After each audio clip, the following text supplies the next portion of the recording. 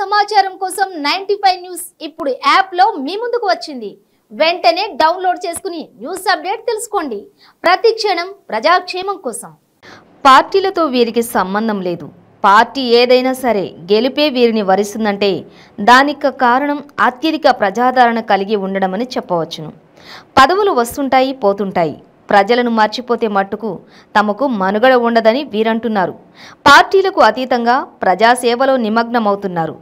ఎన్నికలు ఏవైనా కూడా విజయం వీరిని వరిస్తుందంటే దానికి ప్రధాన కారణం ప్రజల్లో ఉన్న చరిష్మానేనని చెప్పవచ్చును.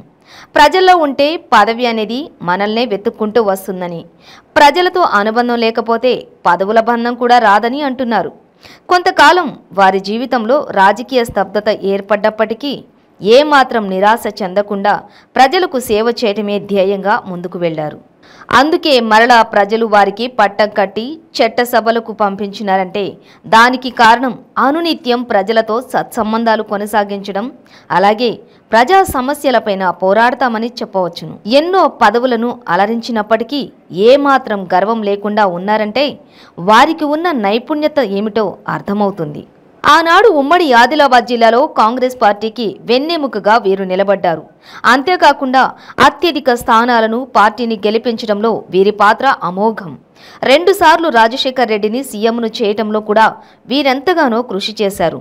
వైఎస్ఆర్ కూడా వీరిని ఎంతగానో ఆదరించేవారని చెప్పవచ్చు. ఆ తర్వాత వైఎస్ఆర్ మరణానంతరం వైఎస్ జగన్ పక్కన నిలబడి ఎంతో ధైర్యాన్ని నింపారు.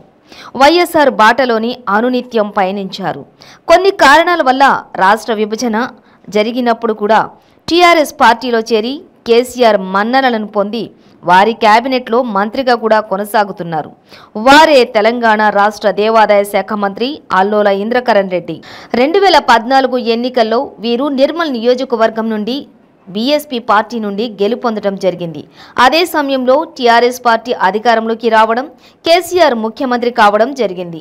కేసీఆర్తో ఉన్న సాన్నిహిత్యం వలన కేసీఆర్ ఆహ్వానం మేరకు టీఆర్ఎస్ పార్టీలోకి చేరారు. వీరికున్న రాజకీయ అనుభవాన్ని గుర్తించి వారి కేబినెట్లో అత్యంత కీలకమైన దేవాదాయ శాఖలో కొనసాగుతున్నారు. అప్పటి నుండి నేటి వరకు కూడా అవే పదవులను అలంకరించి ప్రజలకు సేవ చేస్తున్నారు. అల్లోల ఇంద్రకరణ్ రెడ్డి ఎంతో సౌమ్యునిగా పేరు పొందారు. పదవులు ఉన్నా కూడా ఎక్కడ కూడా గర్వం అనేది లేకుండా వారి దగ్గరికి వచ్చిన ప్రజానికాన్ని అందరినీ కూడా ఆదరించి వారి సమస్యలను ఆలకించి ప్రజాసేవ చేయడంలో అనునిత్యం ముందుంటున్నారు. పార్టీలను చూడకుండా ప్రజాసేవే ధ్యేయంగా ముందుకెళ్తున్నారు. పని మీద ఎవరు వచ్చినా కూడా వారి బాధలను ఆలకించి వెనువెంటనే అధికారులకు సూచనలిచ్చి ఆ పనులు చేసేలాగా కృషి చేయడంలో వీరి కృషి ఎనలేనిది. అందుకే ఆదిలాబాద్ జిల్లా ప్రజానికం వీరిని సౌమ్యునిగా పిలుస్తారని చెప్పవచ్చు. దేవాదాయ శాఖ మార్చులుగా బాధ్యతలు స్వీకరించిన తర్వాత ఎన్నో సంస్కరణలకు శ్రీకారం చుట్టారు. ధూపదీప నైవేద్యాలకు నోచుకొని అనేక దేవాలయాలను గుర్తించి వాటిల్లో మరలా సేవలను పునరుద్ధరించిన ఘనత వీరికే దక్కుతుంది. అలాగే బ్రాహ్మణులకు కూడా ప్రతి నెలవారీగా పింఛను వచ్చే విధంగా కృషి చేశారు. దేవాదాయ శాఖలోనే ఉన్న భూములను కూడా గుర్తించి వాటిని రక్షించడం కూడా జరిగింది. అంతేకాకుండా దేవాదాయ శాఖ చట్టాల్లో కూడా అనేక మార్పులు చేర్పులు ప్రజలకు అనుబంధంగా చేయటం జరిగింది. వీటి వలన ప్రజలకు ఇంకా ఎంతో మేలు జరుగుతుందని అనవచ్చును. దేవాదాయ శాఖలో అన్ని విభాగాలకు కూడా అనేక నిధులను కేటాయించి అభివృద్ధి పదంలో నడిపిస్తున్నారు. ఉమ్మడి ఆదిలాబాద్ జిల్లా నిర్మల్ నియోజకవర్గం నుండి ఎమ్మెల్యేగా అల్లోల ఇంద్రకరణ్ రెడ్డి గెలుపొందారు. నియోజకవర్గం అభివృద్ధి కోసం అనేక సంక్షేమ కార్యక్రమాలను చేపట్టడం జరిగింది. ఇప్పటికే వేలాది కోట్ల రూపాయలు వెచ్చించి నియోజకవర్గాన్ని అభివృద్ధి చేయడం జరిగిందన్నారు. ముఖ్యమంత్రి కేసీఆర్ సహాయ సహకారాలతో భవిష్యత్తులో మరెన్నో నిధులను వెచ్చించి అభివృద్ధి కార్యక్రమాలను చేపట్టడం జరుగుతుందని అన్నారు. నాపై ఎంతో అభిమానంతో ప్రజాదరణ కురిపించిన నిర్మల్ ప్రజానికానికి ఎల్లవేళలా అందుబాటులో ఉంటానని తెలియజేశారు. ఉమ్మడి ఆదిలాబాద్ జిల్లా టీఆర్ఎస్ కు పెట్టని కోటని తెలిపారు. తాను మంత్రిగా జిల్లా అభివృద్ధి కోసం వేలాది కోట్ల రూపాయలను తీసుకువచ్చి అభివృద్ధి చేయడం జరిగిందన్నారు.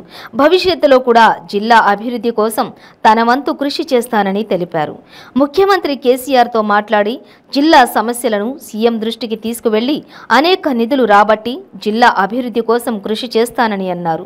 భవిష్యత్తులో కూడా ఆదిలాబాద్ జిల్లా టీఆర్ఎస్ పార్టీకి తిరుగుండదని అన్నారు. దానికి కారణం జిల్లాలో జరుగుతున్న అభివృద్ధి సంక్షేమ కార్యక్రమాలేనని తెలిపారు. పదవులతో సంబంధం లేదని ప్రజాసేవే తన లక్ష్యమని తెలిపారు. పదవులు వస్తుంటాయి, పోతుంటాయి, ప్రజాసేవ శాశ్వతమని అంటున్నారు. ప్రజలకు స్వార్థం లేకుండా సేవ చేయడమే తన ప్రధాన కర్తవ్యమని తెలిపారు. నా జీవితం మొత్తం ప్రజాసేవ కోసమే పరితపిస్తానని ఆయన తెలిపారు. కేసీఆర్ పాలనలో ఎన్నో సంక్షేమ కార్యక్రమాలు చేపట్టి ప్రజలకు అందిస్తున్నారని తెలిపారు.